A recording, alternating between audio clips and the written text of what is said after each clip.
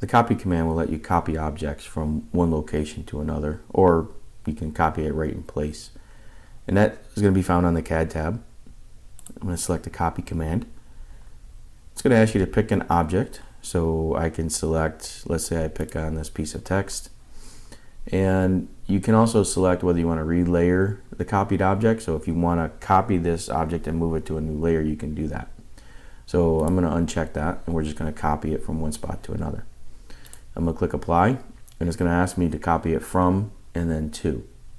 Now you also see that there's a delta elevation, and the settings down here would be whether you want to move it in 3D or just 2D. So if it's 3D move is checked, you want to uncheck it if you just want to move it from a horizontal location. So I'm going to go from, and I'm going to pick a point that I want to move it from. So if I want to be specific, I can right click and use my snaps, and I can use maybe my insertion point and pick, you can see the little glyph down here, that's the insertion point of this piece of text, and I can then move it to a new location. So if I want to bring it up here, you'll see that it's going to show it to me, and that's because I have this enable dragging turned on, and I can see where I want to place it. So if I click over there, now I've placed and copied that object over there.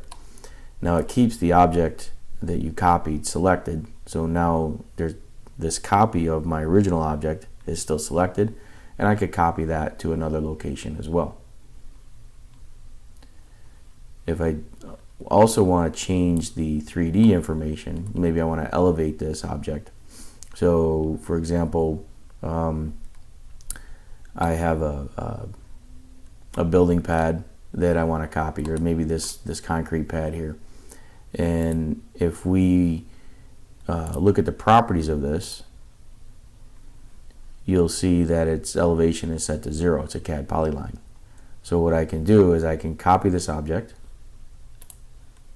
and I can move it from a location. So I'm just going to pick any arbitrary point, and I'm going to move it to. Now I'm going to turn on the 3D move, and I'm going to click on 2, and I'm going to move it. Let's just say we move it over to here for now.